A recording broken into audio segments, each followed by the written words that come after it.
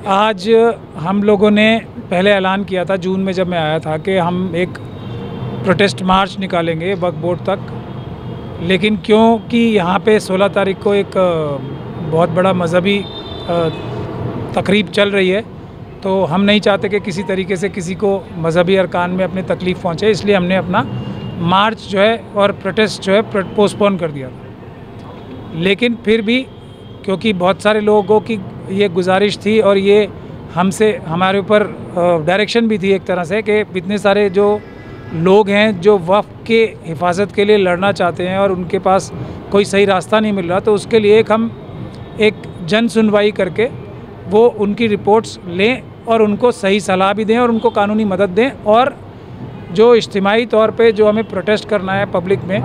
उसमें भी उन सब लोगों को जोड़ें। तो उसलिए आज सुबह से और आज अभी तक 5:30-6 बज रहे हैं, तो हम लोगों ने बहुत सारे लोगों से सुनवाई की, उनके डॉक्यूमेंट्स देखे और हमारे जो खदशात थे, जो डर थे, वो 100 गुना ज़्यादा बढ़ गए हैं कि किस हद तक कितने बड़े लेवल से लोगों की इन्वॉल्वमेंट है वक्फ की प्रॉपर्टीज़ को लूटने के लिए और उनमें अमानत में ख़यानत करने के लिए। तो हमारा अज़्म हम सब का मिशन सेव कॉन्स्टिट्यूशन के सारे लोगों का और भी मजबूत हो गया है कि अल्लाह की इन प्रॉपर्टीज़ को बचाने के लिए हम किसी भी हद तक आगे जाएंगे। और इसी अज़्म के साथ हमने 30 जुलाई को एक प्रोटेस्ट का ऐलान किया है, और ये धरना चौक पे, और ये छोटा प्रोटेस्ट होगा, बिल्कुल छोटा प्रोटेस्ट होगा, लेकिन ये छोटा प्रोटेस्ट ऐलान करेगा कुछ चीज़ों का। हम 15 दिन का टाइम अभी तेलंगाना सरकार को बहुत ही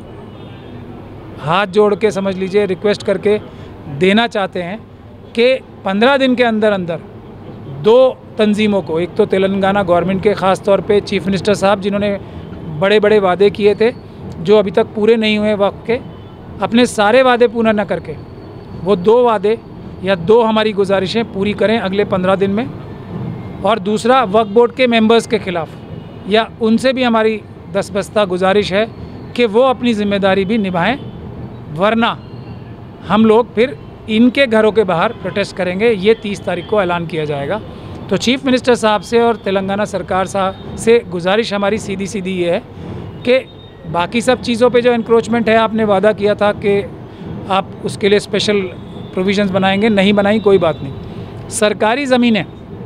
जितनी भी सरकार ने जितनी वक्फ लैंड्स को अपने कब्ज़े में लिया हुआ है, उसका वक्फ लैंड रूल्स के हिसाब से जो भी रेंटल अमाउंट बनता है, लीज़ अमाउंट बनता है, जब से कब्ज़ा है आज तक, वो मेहरबानी करके अगले 15 दिन में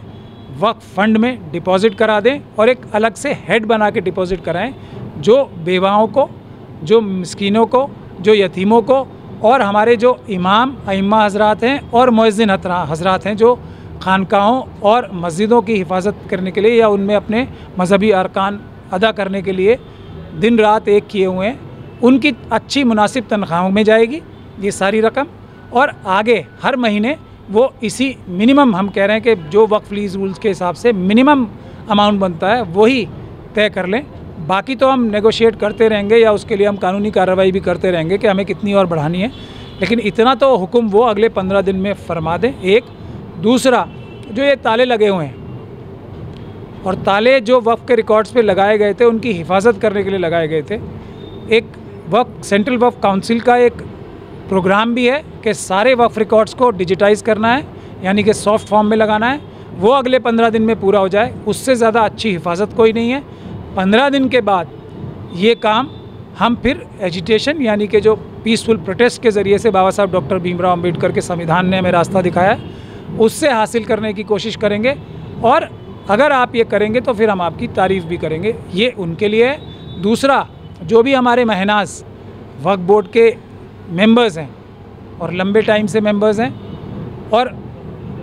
चेयरमैन साहब भी एक मेंबर होते हैं, जिनमें चेयरमैन साहब भी हैं, और सीईओ साहब, और जितने ज़िम्मेदार हैं वक्फ बोर्ड के अंदर,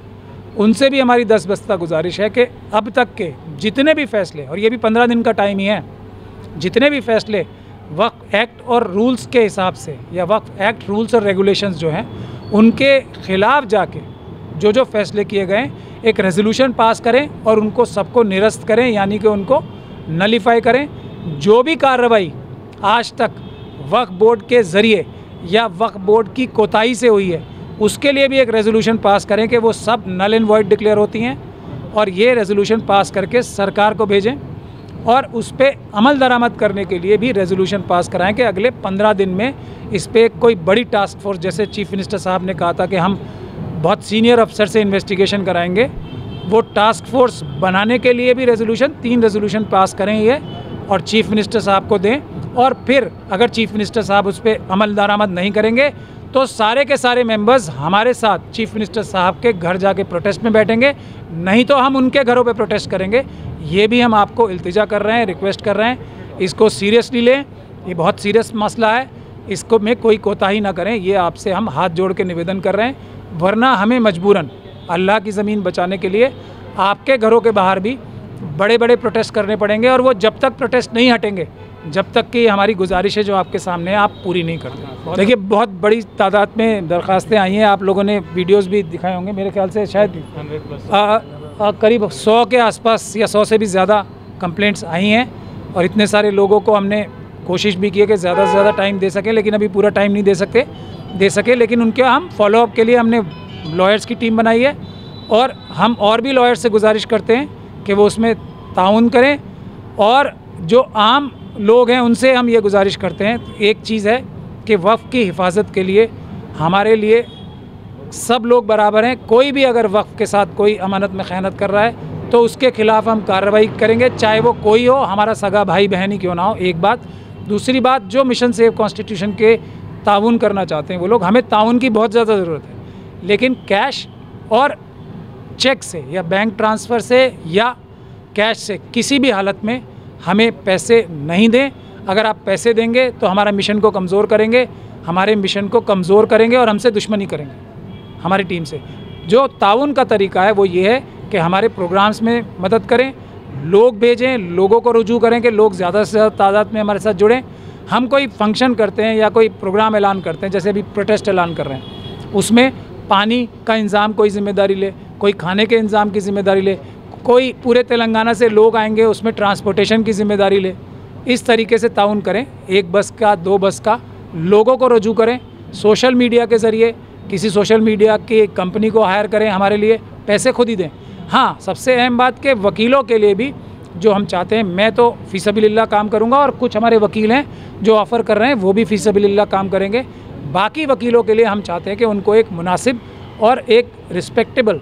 फ़ीस भी दी जाए, तो वो इंडिविजुअली वकीलों को भी फ़ीस देने का काम करें, लेकिन मेहरबानी करके हमसे दुश्मनी ना करें। हमारे किसी भी आदमी को अगर वो मांगे तो हमें रिपोर्ट करें, और आप भी किसी भी जो मिशन सेव कॉन्स्टिट्यूशन के नाम पे कैश या वैसे पैसे मत दें किसी को। बहुत बहुत शुक्रिया।